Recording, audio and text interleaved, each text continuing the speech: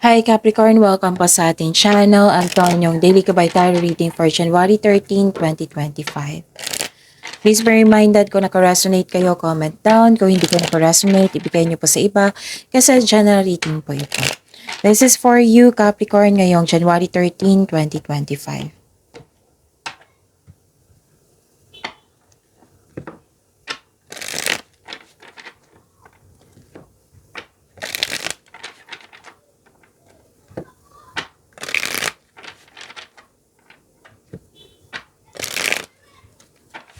Para po ito sa inyo Capricorn ngayong January 13, 2025. Maraming salamat po sa inyong patuloy na suporta at maraming salamat din po sa mga hindi nag-skip ng ads. Gamitin ang reading na ito bilang gabay lamang sa mga hindi po nag-subscribe.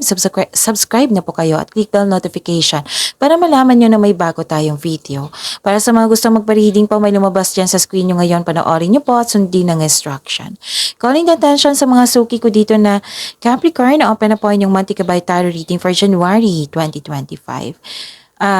May 6 months from now reading tayo at love life reading po. So message me, Capricorn, for schedule. Maraming salamat po. Spirits Guide, mga ganap po para kay Capricorn ngayong January 13, 2025.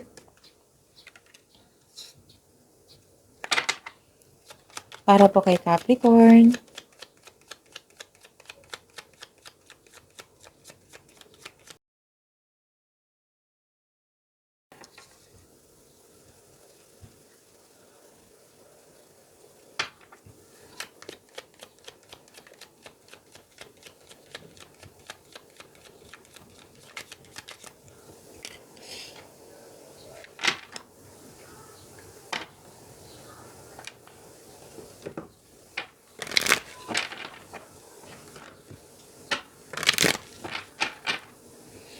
Spirits Guide, mga mensahe po para kay Capricorn ngayong January 13, 2025. I need 2 cards po.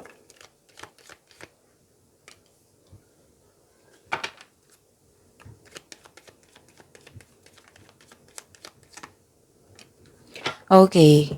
Capricorn, ngayong January 13, 2025, may ganap dito regarding sa passion mo. May importanteng desisyon sa araw na ito.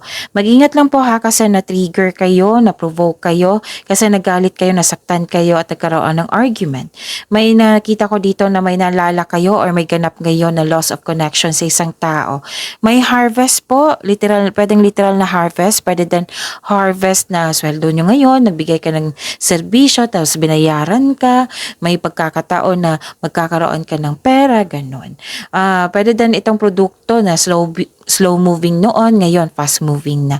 Mag-ingat kayo ha kasi may nag-o-observe sa iyo, nag-spy sa iyo, nag-o-observe po siya, mahilig po siyang magmanipula. Okay? Pwedeng lumabas ito the other day, no? Or sunod-sunod na. So, isip-isip nyo siya hanggang ngayon. So, beginning a new cycle and you are strong beyond measure. Spirits Guide, ano po yung energy ni Capricorn ngayon January 13, 2025?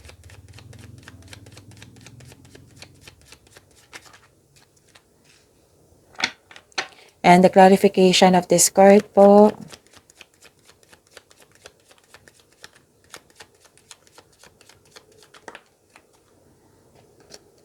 Okay. Sa mga may oras dyan, kung gusto nyo po, panoorin nyo po yung 2025 tarot reading nyo. Uploaded noong December 16, 2024. Kompleto po iyon from January to December 2025. Bawat buwan po, may love reading, career, and money reading. So, hanapin nyo po sa channel natin, scroll down nyo lang po. And may 3 video kayo tungkol sa inyong January 2025. Please, again, please visit our channel po. Scroll down nyo lang po. Panoorin nyo po kung gusto nyo po. Kung may narinig kayo, may nakita kayong repeating message, meaning to say, pinupush ng cards nyo yan kasi ang ilan sa inyo hindi pa binigyan ng atensyon. Na kung maaari din po, bigyan nyo po ng solusyon at aksyon. Remember, Capricorn, at the end of the day, alam mo na ikaw lang taong may kakayahan at responsable na gumawa ng sarili mong katotohanan at kinabukasan. So, ano yung energy ni Capricorn ngayon? Nakita ko dito na nagkaroon po ng confusion or hindi mahihirapan ka sa paggawa ng desisyon. So lumabas siya dito sa oracle card nyo regarding sa inyong desisyon at lumabas din siya sa tarot card nyo. Parang napanghinaan ka ng loob dito na gusto mong lumaban pero napanghinaan ka ng loob. Huwag kayong maniwala agad sa chismis. Kasi nakikita ko dito mas pinapaniwalaan mo ang mga bagay na hindi naman totoo. May concern kayo sa ma-pride na tao or kayo ito or sa isang tao. May nakita rin ako dito na mahirap kausap, hindi nakikinig sa payo.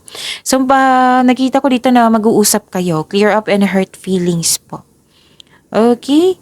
At nakita ko rin dito na nagkaroon po ng moderation, pagkakaisa, serenity, katahimikan, and may magbibigay ng tulong, combination of forces. May realization din.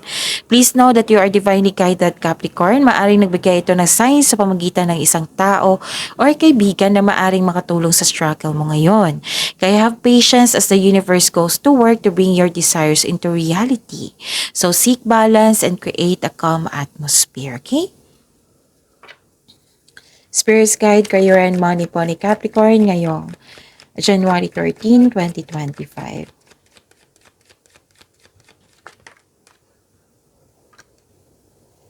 And the clarification of this card po.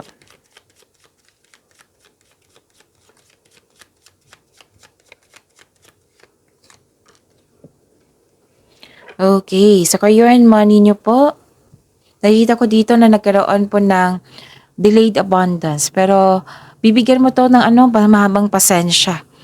Bigyan niyo po ng mahabang pasensya at pag-intindi. Matutuloy din ito. Huwag kayong mag-alala. Hindi naman cancela. Delayed lang po. And pwede din may dumating na opportunity na hindi mo napansin. Hindi mo ito nakita dahil you are trying too hard sa isang opportunity. So, the universe asking you to loosen grip and relax. Mag-reconnect ka at mag-ask ka ng divine assistance. Mag-ingat po ha kasi may nakita kong loss of money dito at delay. Pwedeng loss of money like nawala, kinuha, na damage, nagasta. So, ninakaw, ganun. So, mag-ingat kayo. Ingatan ang kaperahan. Nakikita ko dito na nagkaroon po ng you're feeling powerful and enjoying being recognized in the workplace. Kung ikaw ay negosyante, listen to your intuition to grow your business and take action toward increased prosperity. Kahit nabahante kayo. Okay, makinig kayo sa inyong intuition. And you are creative and enthusiasm are important part of your success.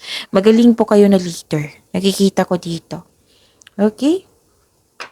Spirit's Guide, Love, Life, Self-Love, Partnership, and Romance, the Capricorn ngayon January 13, 2025.